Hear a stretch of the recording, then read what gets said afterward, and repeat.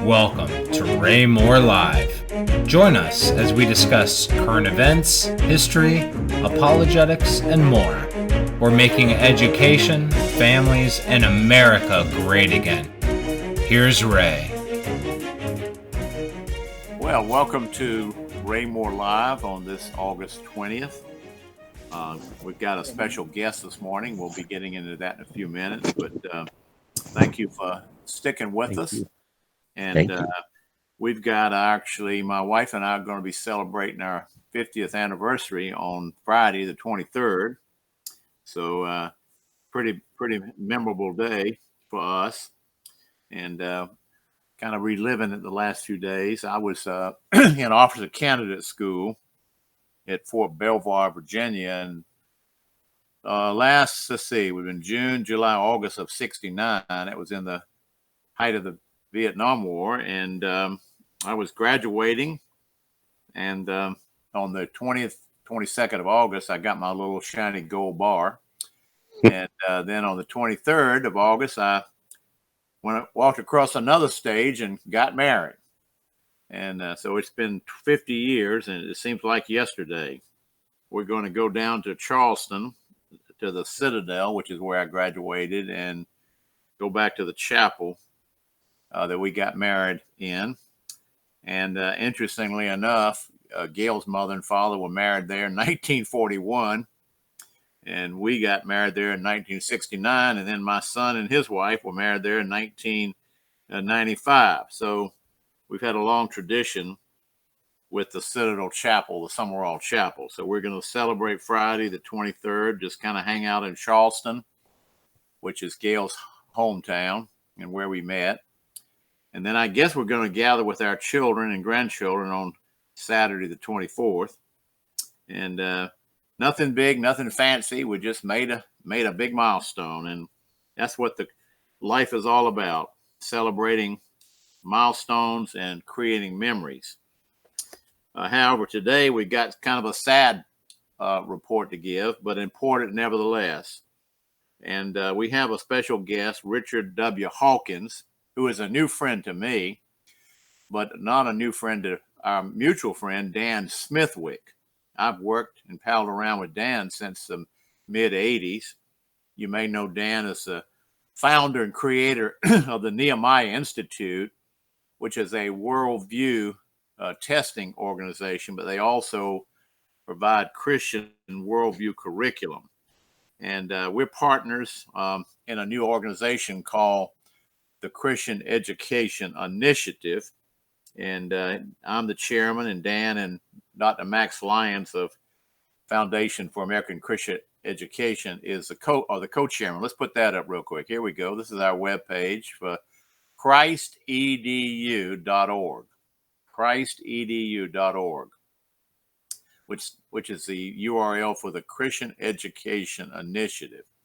And there you can see the mission statement. And not going to talk about this morning. We just want to let you know the kind of the context. And here's the mission statement. It's a Bible-based evangelical alliance of member organizations whose purpose is to advance the kingdom of God by growing Christian education, thus helping fulfill the Great Commission and the cultural mandate. So we have an evangelistic aspect, but also we believe that Christians should not surrender the culture, hand over the culture, but you should fight for the culture. They should fight for the education institutions and to be able to make God's ways known through our culture. That's an important part of the cultural mandate. So today we're going to look at an important new book that Dan Smithwick has published with the permission of our guest today, Richard W. Hawkins. There it is. And I've read this twice now. I was actually part of the preparation about 2 months ago. Is that right, Richard? When did you've been working on this a long time, but when did you and Dan pick up the idea that you'd allow him to publish it? How long has that been? That was probably back in April. Okay. Well, they allowed me to read a few of the chapters in, and I was extremely happy and impressed with it then. But now that I've got it in my hands right here, I am very impressed. And Richard is the editor and wrote about 4 of the articles. And the Nehemiah Institute is the publisher. And you can order the book. We're going to probably bring this back around a little bit, but here's a picture of it. You can order it on Amazon. It's a paperback for $9.95. And I tell you, if you're in the sound of my voice and you don't know anything about political correctness, the Frankfurt School, the cultural Marxism, you've got to have this book. It might be the best thing I've seen of its kind. And I told Richard yesterday, there may be something better. I just don't know what it is at this point. So good job, Richard. All right. Thank you, sir. Let me give a little bit of background of Richard's background, his credentials, why he has the ability to put something like this together. Richard is a native of California, and he was raised as a conservative, but he didn't have a Christian background, and he attended Los Angeles public schools and then graduated with a BS degree in engineering from California State University. And he got an MBA from Chapman University while he was serving in the U.S. Air Force. So he served over 20 years active duty in the U.S. Air Force or the Air National Guard, retiring as a lieutenant colonel. And he specialized as an engineer officer, which means he's got a little bit of brain power. He was an assistant base engineer, and he was a squadron commander of a 100-man beef team. He was a staff officer in the Air National Guard headquarters in Andrews Air Force Base and the Pentagon. So he's had both a command, engineering, and staff experience. And since he's retired in about 2007, he's been a leader in the Focus on the Family Truth Project. And if you remember that, it was a worldview seminar done by created by Dale Tackett, and really an outstanding effort to give a Christian worldview in so many different topical areas. And we saw it at the very beginning, and I think Dan Smithwick was actually called in as a advisor or consultant about the time that Dale Tackett was wrapping that up. And so Richard Hawkins has been concentrating his life and ministry, I guess, since 2007 on worldview topics, which is extremely important. And so you can see why he and Dan Smithwick hooked up some time ago. And I guess I first got to know Richard in April, thereabouts. He has 3 grown children, 5 grandchildren, been married about 18 years. So he's a older fellow like me, maybe not quite as old as me, but he's coasting in toward the prime of his life, and he's really making a contribution. And this book, I think, is going to be very important. I'm going to talk a little bit about it, but I'm going to ask Richard maybe to give the genius of it and how he decided to do this and came to do it, and tell me how and why it's put together the way it is, Richard. Well, when I started leading the Truth Project, I also was pretty deep into worldviews at the time, and I decided that there was some supplementary material that I wanted my students in the Truth Project to read. So I've been pulling together different articles and compiling it, making it into a spiral-bound book for each Truth Project class. And as time went on, the book just kept building and improving with better articles. And I shared some of these with Dan earlier this year, and that's when he shared it with you and Max Lyons, and convinced me to put this book together in a more formal pattern as it is now. Okay, well, you've done a good job, and that's kind of the genius of it. And again, for our audience, you can order it on Amazon. You can see it here. And I guess it's probably brand new on Amazon. Hadn't been up very long. Yeah, April 18th. And then now Nehemiah Institute, you've given them the permission to publish it and put that up. They have a phone number, Nehemiah Institute Inc., and you can get it directly from Dan. His phone number is 800-948-3101. And you can call that number and put an order in. And Dan is, we call him Mr. Worldview. He's probably done as much to standardize and set the tone for worldview, particularly testing with the Pearce test, as anybody else. He's sort of the gold standard for worldview exams. So Richard put this together. He's like an editor, and he actually wrote 4 of the articles himself. Now, one of the things that appeals to me about it is I was very familiar with William S. Lind before I read this book. I had read his articles going back probably to 2004. And tell us a little bit about William Lind, because I think you've got 1, 2, 3. Looks like 3 of his articles are in the book, and then 1, 2, 3, 4 are ones that you've written. And so tell us a little bit about William Lind and why he's important.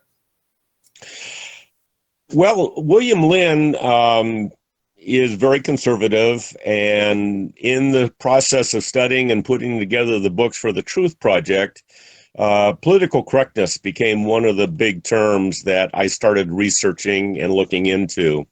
As I was researching it, I came across William Lind's book. He put together a short book. He basically edited it the same as I had done with this book we're talking about now. And his is called Political Correctness, A Short History of an Ideology.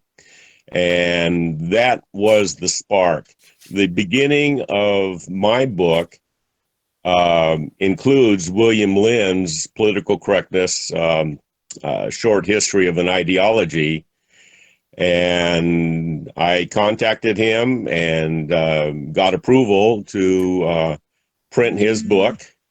And so it's taken off from there. I've only contacted him a few times by phone recently, and we've talked, and he lives around the Cincinnati area. So next time we go to the east on our travels, I'm going to pay him a visit, and we'll sit down and chat.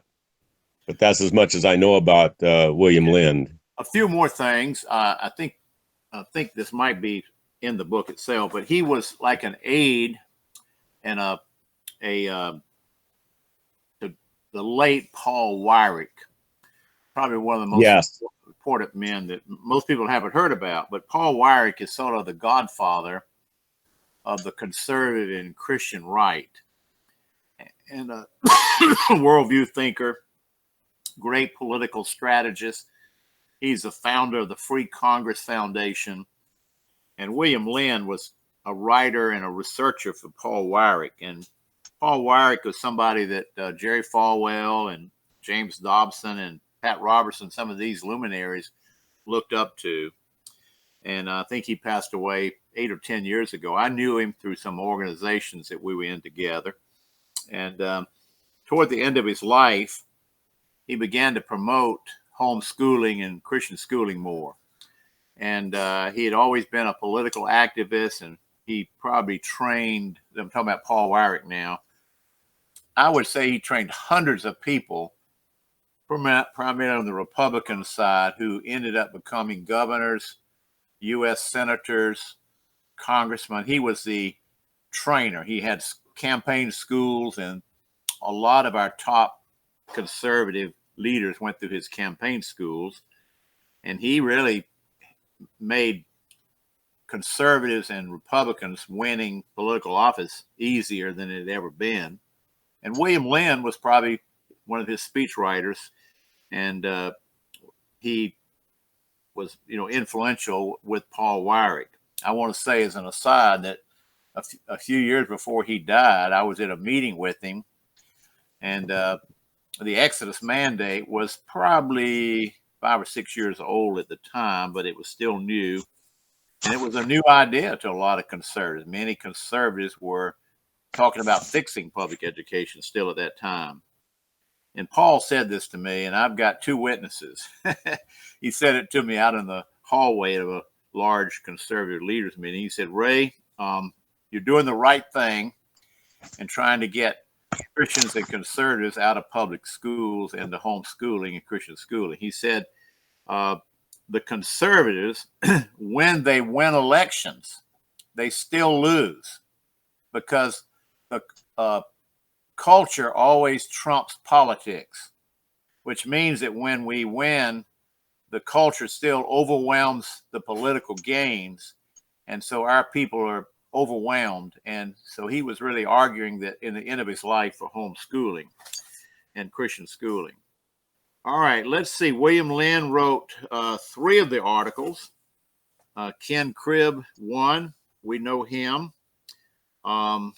He was an aide to former Attorney General Ed Meese, and actually was president of Council of National Policy at one time. Paul Kengor, who is he, Richard? Paul Kengor is a professor at Grove City College, one of the 2 strong conservative colleges in the nation. And he's got Hillsdale College being the other. Yeah. All right. And then you wrote an article, The Elephant in the Classroom. Describe that. Well, the elephant is Karl Marx, and it goes into more detail on the education establishment, how deeply Marxism, cultural Marxism, is embedded throughout our educational establishment. And the teachers are just the end product of all of that build-up and training. The insidiousness of our public education system is to alter the affective domain, the consciousness or the conscience of the students into a cultural Marxist worldview. Okay. And they do it by sleight of hand. The parents don't know what's happening and the students don't recognize what's happening. And most teachers don't recognize what they're doing. They're doing what they've been trained to do without realizing the goal of the outcome. Explain that term, which we hear a lot, how important it is to know your enemy. What does that mean in this context? Oh my gosh. The enemy is ideas, it's ideology, it's the worldview of Marxism. Cultural Marxism is a recent term. It's a transition worldview, transitioning us from the traditional America that we had in the 1950s into a global communist world. And it's designed specifically to alter every institution in the culture. Okay, let's. So we kind of jumped far ahead. We didn't really define our terms. Let's go back. Okay. Let's talk about how this came to America. Let's look up, put up Jared Antonio Gramsci, and I'm going to ask Richard to explain who he was. Okay, Antonio Gramsci was a communist intellectual, and he was working with Lenin and the Communist International, and he was Italian, and he was looking at implementing communism in a slow change the culture manner versus revolution at the end of a point of a gun. And with Russia and with China, those pretty much failed because it was done by point of a gun and didn't convince the population on the benefits of communism. What Antonio Gramsci preached is that we need to make a slow march through the institutions. You probably heard that term before. and change the mindset of the population over a couple generations, change the institutions of that nation, the schools, the military, the churches, the government, media, to slowly implement cultural Marxism into those institutions, which has been fairly successful in America now, to cause the slow revolution and just to slide right into Marxism. Okay. Gramsci was an Italian communist, and he kind of broke with the party line, I guess you said, as you've already mentioned. Correct. They saw the proletariat rising up against the bourgeoisie. I guess that's the middle class, the capitalist class, and taking over. And that didn't develop. During World War One, the worker class stayed loyal because of their belief in the church and God. And so Gramsci, he postulated another idea, as you said, that would have to be a gradual change through taking over institutions and not violence. He died in 1937. He was imprisoned by Mussolini. And I guess it's a tragedy that his 30 notebooks and 30 pages of history analysis survived his death and imprisonment. We'd be a lot better off in the world today if those had been lost, wouldn't we not?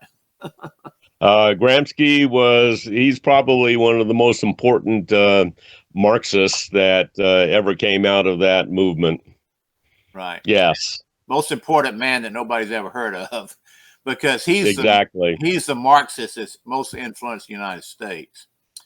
Yes. How did he? Here's some of his books. They were called prison notebooks, and I guess he was a brilliant intellectual, even though he was on the wrong side of things of God. Let's see.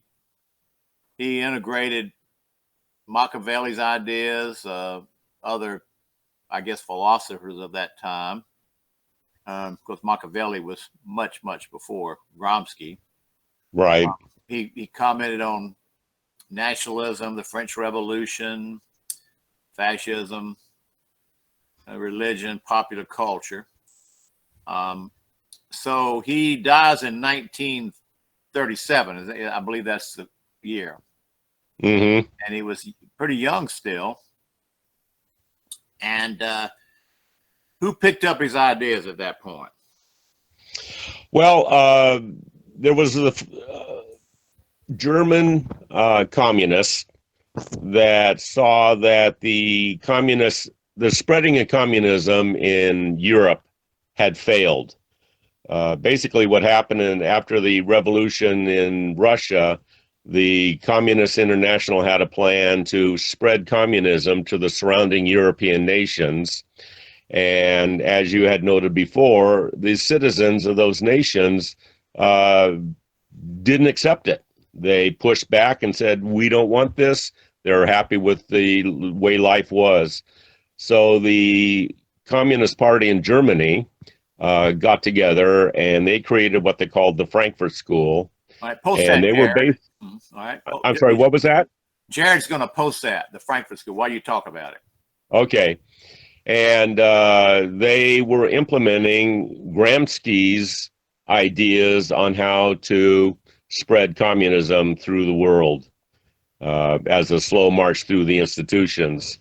So the Frankfurt School actually was a school of social research. They were putting together the ideas, the agenda for implementing social change through the institutions. And now most of them happen to be Jewish. Now, I'm not talking about anti-Semitism, but they were basically, the majority of the German communists there were in the Frankfurt School were Jewish.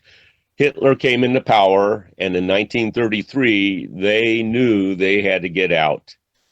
So the likes of Edward R. Murrow, he worked for the Franklin FDR administration on immigration, and he helped immigrate those Frankfurt School academics into America, where John Dewey then was able to get them placed into our university system.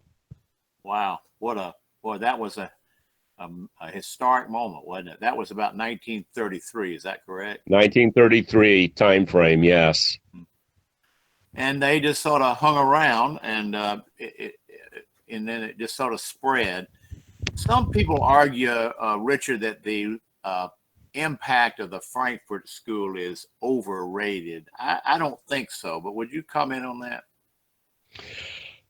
Well, I think one of the they did not call themselves cultural Marxists. The term cultural Marxism, it was coined by a communist. I just read it, I forget the fellow's name, but the term cultural Marxism was coined by a communist. And Bill Lind, in his book, and followers of Paul Weyrich, they carried that name, cultural Marxism. And the name is, those that are in it have been trying to downplay that label. They've been trying to say, no, that worldview doesn't exist. But you connect the dots, and everything that came out of the Frankfurt School, the agenda that they were proposing, all matches exactly what we are marching through now. Right. It's just a term that they're trying to change our view that it doesn't exist. They're trying to make it the elephant in the room. Ignore that elephant. We don't talk about it. Mm-hmm.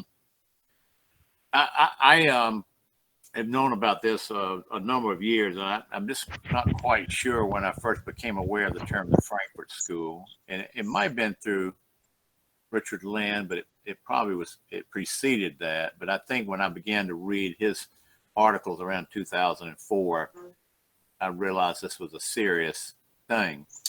And some of their leaders are well known, written in a number of books. Comment on a few of them if you could. We've already mentioned Gramsci, so we don't need to mention him. He was sort of the father, I guess, of the movement. Name us some of the ones that were George here in the United States. George Lukács was a very important intellectual in the movement as well. And George, he was part of the revolt in Hungary back in the 1920s. And under the Béla Kun administration, Lukács was in charge of culture. And Lukács instituted cultural terrorism, a term, cultural terrorism. And that was basically instructing the teenagers in open sexual activity, sexual freedom, to thwart the authority of the parents and start to overturn the culture in Hungary. And luckily that revolution, that initial revolution in Hungary failed, but that same sexual revolution hit heavy during the 1960s and during our cultural revolution and anti-war protests. So Lukács was very important in the sexualization of culture through in the agenda of the others. Theodor Adorno was another important instrument from the Frankfurt School. Let's put his name he up. wrote the book. Okay, Theodor Adorno. Yeah, let's put his name up, Jared. Yeah, there it is. And in 1950, he published the book, The Authoritarian Personality. And that book caught on like wildfire through the university system. In that book, what he had done is basically made the statement, to avoid another Hitler, we have to get rid of the traditional patriarch family. We have to get rid of the church. or the influence of the church, and a few other, the Constitution, patriotism. And so because that was the root cause for Hitler's climb into power. So to avoid that, we need to get rid of those institutions. We need to change them and prevent another Hitler. During that time, the 1950s, Hitler was the one and only enemy. Communism was not the enemy. So it was one way of separating them from fascism, from a fascist worldview. Okay. Then let's hit a few more. What about Marcuse, Herbert Marcuse? He was the one after World War II ended. A lot of the Frankfurt School leaders returned to Germany, but he did not. He stayed here. He stayed here, and he helped foster and build up our Cultural Revolution in the 60s. He coined the term "make love, not war," but he was very instrumental in the uprising during the 60s of our teens and early 20s generation. Okay. He died in 1979. All right. Let's see. His notable book was Eros and Civilization, and that would basically promote free love, I guess, as you said. That's the free love. He carried on the Lukács theory of sexualizing the young generation. And they saw this as a way, if there was moral disorder, then political disorder would follow. Is that the way they look at it?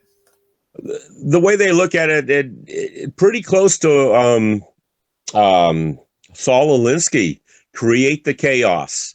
We need the chaos where people are agitated and want a quick solution.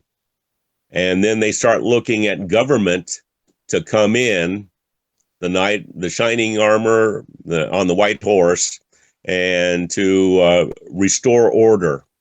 But in restoring order, they do it through totalitarian regime. Very good. That's very good. Jared, just type up the Marxist formula. It's called chaos equal order. Just put that up. That's a very simple formula. That's just what Richard got through saying. Chaos equal order. You can just type that in if you can't find it.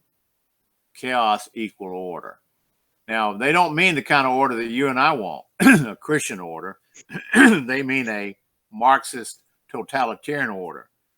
Correct. So they want chaos. And a lot of people, you talk to normal thinking people about this, and they'll say, well, don't they know that if they teach free love and promiscuity and break down marriage, it creates chaos and disorder in society? Don't they know that?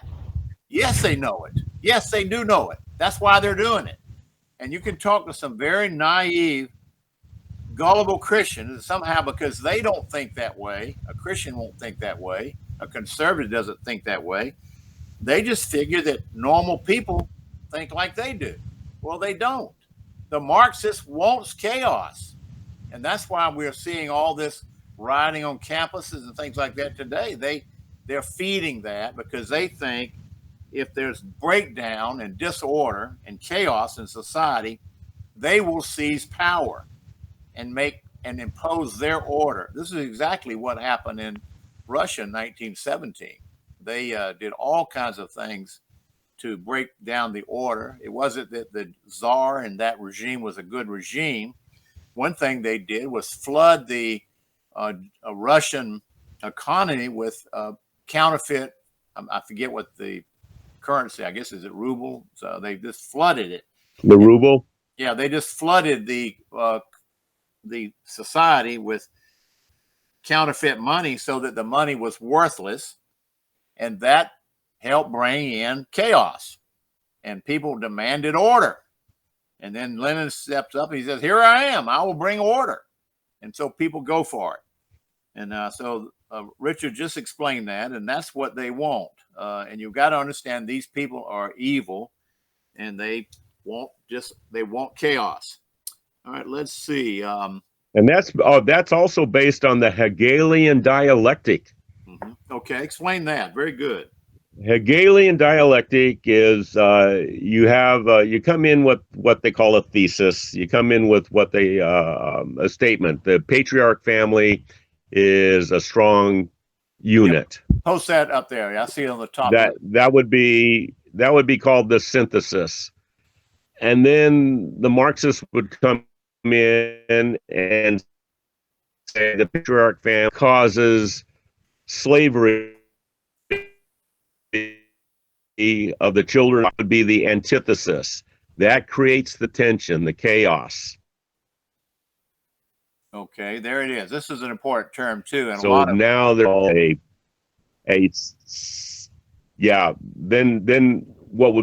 then they would compromise with the synthesis. Right. The same thing happened, and for those that are old enough, the homosexual movement started. The sympathy for the homosexual movement started in the early 1980s with AIDS, and they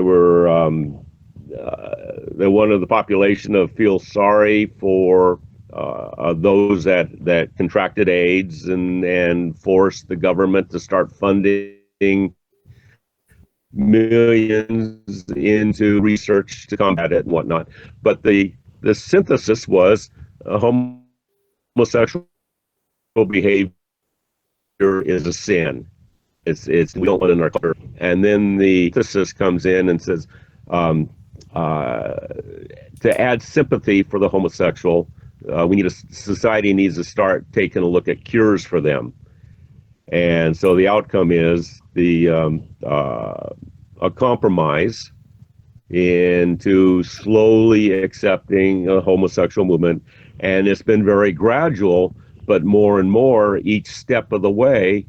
It's not a single step process, it's a multi-step process. So from 1980, where beginning homosexual behavior was a sin, we now have total acceptance of homosexual behavior, the gay marriage and the whole nine yards, and now the LGBTQ movement in the transgender area. But that's all been accomplished in this culture in 40 years, a significant transition. Right. And that's all based on Hegel. You've got a bad connection there, or is it me? Are you there, Richard? Okay, all right. All right, this Hegelian dialect. Oh, is it mine? Yeah. Yours.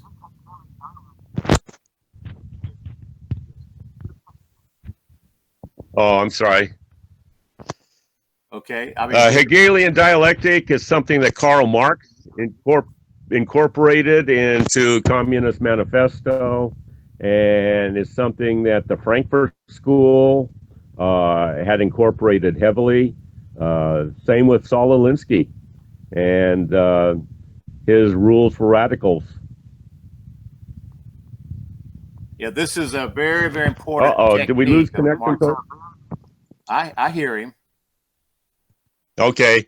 Now, in addition, our education establishment has incorporated the Hegelian dialectic in their higher order thinking skills that they are teaching the students. It's called the Delphi technique, and it is a process for indoctrinating the students, because the only way that you can reach a compromise, if you come in with truth and you're going to reach a compromise, you have to give up that truth to compromise with the lies. And that's the insidiousness of the Hegelian dialectic, is to disarm Christians particularly that subscribe to truth, but are willing to give it up for the sense of compromise, for getting along. Sometimes in some of our even Christian schools, they'll get together and say, we need to find a consensus in a group. And I think that's a form of this. Now, it's okay to have a group study, but you're not looking for a consensus. You're looking for the truth. You're going to get to the bottom of it, what the truth is. And so when you hear Christians talking about having a consensus, whoa, watch out.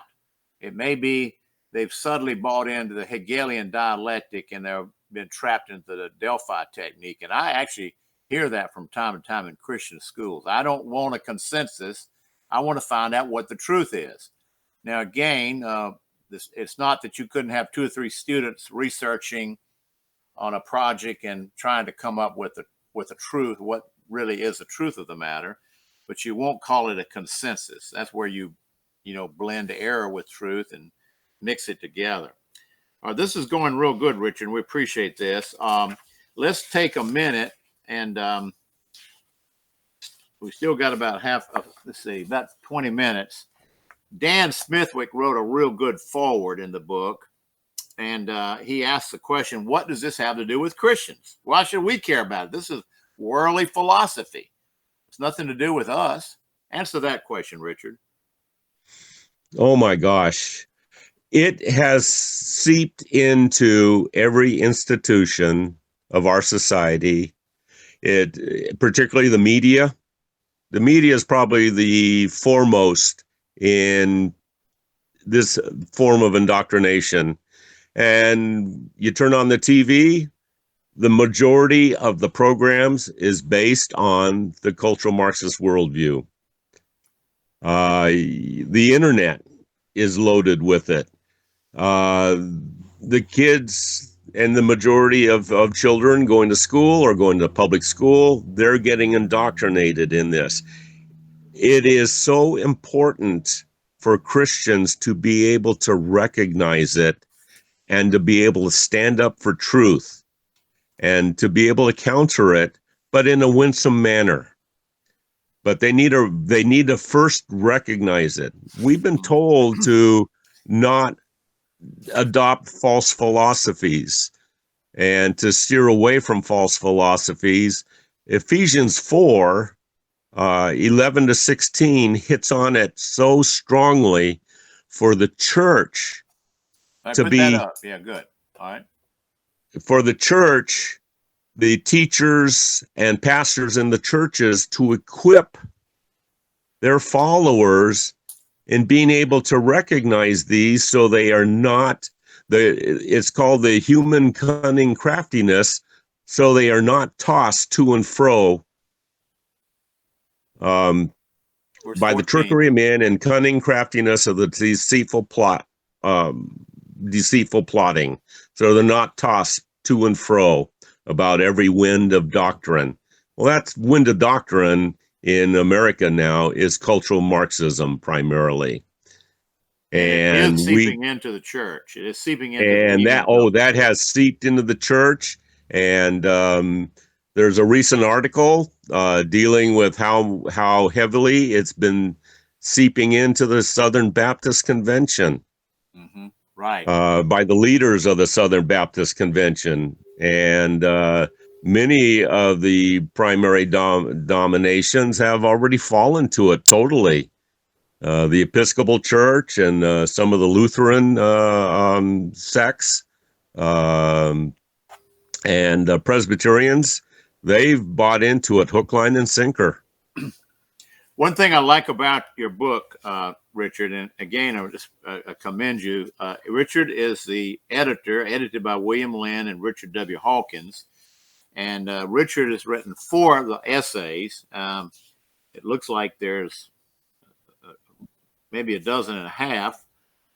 J.P. Thackeray, Paul Kengor at Grove City, Dr. Marlene Macmillan, who is a member of our Christian Education Initiative, Jeannie Cheney, who has been a writer for World Magazine, and then Tom DeWeese, who we know very well, spends a lot of time on Agenda 21 and Agenda 2030. and he's written a very good article. So some of these people have written for this particular book of yours are world-class researchers and scholars in this area. We're getting kind of toward the end, and I want to focus. One of the things I like about the book, so much of what conservatives do is they just put out what's gone wrong, and they spend their whole time talking about, oh, ain't it awful? Oh, ain't it awful? Look what the liberals have done now. So when you read the book and you get finished with it, well, I don't know what to do. I'm just a conservative. I don't have a clue about what to do. I just know it's awful. Well, Richard didn't stop there. About 1/3 of his articles are solution oriented, and I commend you for that. Very important. It's important for conservatives and Christians to know their enemy. And this book identifies it, and it's been going on a long time, Richard, since the 30s. This is not something that just happened yesterday. And that's what's so maddening about what's happening with the Southern Baptist Convention, even the PCA, with people like Russell Moore and Al Mohler who are introducing this into evangelicalism. It's not some new thing. It's been around a long time. And it sure be good if we get this into the hands of Al Mohler. He might be salvageable. I don't know that Russell Moore is. I think he's a doctrinaire socialist. But Richard, I believe so. You talk about in page 130, the worldview battle. And then I like your chapter 143 when you say what can be done. And the reason I like it because you give us honorable mention in that chapter, and we're very grateful for that. Comment on those two chapters. Well, okay, the first chapter, I'm sorry, which one? Well, the worldview battle. Okay, the worldview battle. One of the primary sources that got me into worldview and to help bring me into the knowledge of Jesus Christ was Dave Noble's Understanding the Times book. Wow, wonderful man. We know him too, and it's wonderful. Good. Yeah, and that was an eye-opener because I had no clue at all about worldviews, and this opened my eyes to what the breadth of Christianity represented against secular humanism and Marxism, and the book he had at the time addressed those. But he had a worldview chart, and he did an apples to apples comparison in the worldview chart. And you have one yourself on page 133 of this book. And on 133, I've based on David Noble's model. I built that one for political correctness, and it does a side-by-side comparison on theology, philosophy, origin science, history, economics, law, sociology, and it's a side-by-side comparison between what a Western civilization Christian worldview is versus cultural Marxism. And then I pretty much explained some of the details of what's going on in there, but some of the things that we're being hit with today are called identity politics, people being called racist, white supremacist, or white nationalists, homophobes, transphobes. But these are all terms that are coined by cultural Marxists to shame anybody that opposes that, to shame them into silence. And that's one of the nasty techniques of cultural Marxism, is to shame people by pejorative name calling. And so that chapter is a comparison between the two worldviews. And then the chapter that I have on discussing what can be done, and it addresses in more detail references for homeschooling, for Christian worldview schools, for ministries dealing with Christian worldview. And I'll also touch upon secular charter school programs that are focused on the Western civilization worldview. Actually, in my opinion, the book is excellent, but these chapters at the end, of which Richard wrote 3 of them, are pretty important because they actually are solution oriented. And again, conservatives are really good about complaining and whining, and but they don't often come up with good solutions. Their only solution is to protest. That we are kind of a reactive movement, and to win this war, we've got to be proactive. We've got to have our agenda. We have to be proactive, and we need to get our children out of the traditional public school. Right. And that's, of course, what Exodus Mandate's all about. And that's what yes, the Christian Education Initiative is all about, too. Let's see. We've got a few minutes here. Let's put up a few more scripture texts. We always like to make a reference. Richard has already pointed out Ephesians 4:14. Jared posts Ephesians 5:11. All right. Have no fellowship with the unfruitful works of darkness, but rather expose them. And some texts say rather reprove them. A lot of Christians are trying to blend. There's a tendency to try to make social justice. That's sort of the code word for cultural Marxism now that's creeping into the evangelical world. And they're saying, look, we should be for social justice. We Christians are for justice. Well, we're for biblical justice, but social justice is really a term for socialism. And so we can't accommodate alien, contrary, anti-Christian worldviews and adopt them and make them our own.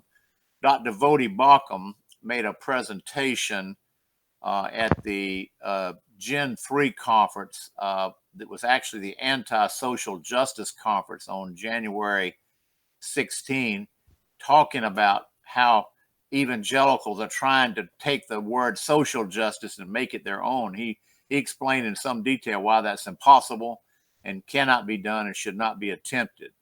And I guess if you want that sermon or speech, contact the office at exodusmandate@gmail.com and we'll forward it to you. But this is a text saying don't associate with the cultural Marxists. I mean, you can witness to them and try to win them to Christ and help them out of their darkness, but we shouldn't be saying, oh, yes, let's meet you halfway. We'll use the Hegelian dialect. You bring your good points and we'll bring our good points, and then we'll have a synthesis and we'll join you. And that's what they're trying to get you to do. And God wants us to separate from them. All right, let's look at another text, 2 Corinthians 2:11. This is where Paul speaks to the believers, and he says, lest Satan should take advantage of us, for we are not ignorant of his devices. And this is one of the main devices that Satan is using now in the church. It's the social justice movement, the neo-Marxist movement, the LGBTQ movement that's infiltrating the evangelical church, trying to get us to accommodate it. And this book is extremely important if you can get it into the hands of pastors and Christian leaders. I think if people will read Richard's book, published by the Nehemiah Institute, they will be cured. This is so persuasive and so well done. All right, just to let us know that it's possible that these things can happen to Christians and in churches. Look at Jude 4. Jude chapter 4. And he says, certain men crept in unnoticed. So these leaders have come in unnoticed. We thought they were evangelical leaders. They've come into our midst and they're infiltrating us. And they are bringing these alien Marxist ideas into the church. And so Jude warns against this in Jude 4. Look at Acts 20, 29 and 30. This is where Paul is final meeting with the Ephesian elders. This was in Ephesus and Asia Minor. He's leaving to go to Rome and never come back. And he had some of his greatest success there. The church in Ephesus just exploded. It was a marvelous thing that happened. But he warns them after he leaves, he says, savage wolves will come in among you, not sparing the flock. And from among yourselves, men will rise up speaking perverse things to draw away disciples after them. So even in a very strong Christian context like Ephesus in Acts 20, it's possible for bad people to get in and do damage, as it did in this particular case. All right, so Richard has a chapter, What is to be Done. Let me ask you, isn't that what Lenin said at one time? Something like that. Oh, what is to be done? I can't remember, but I'm not sure. I wouldn't doubt it, but I'm not sure. Yeah, it was kind of Lukács asked, what can be done to save us from Western civilization? Right. Yeah. So I didn't know if you had intended that to be connected with what they had said, but they have used that themselves in the past. But we're asking I didn't. No, it's okay. We're asking the same question because we're in dire straits. A year ago in July, the Wall Street Journal had an article on the left-right ratio in higher education. And when I finished college in 1965, the left-right ratio was 2-to-1 in favor of the left. Wall Street Journal published an article over a year ago now that at that time it was 10-to-1 in favor of the left in higher education.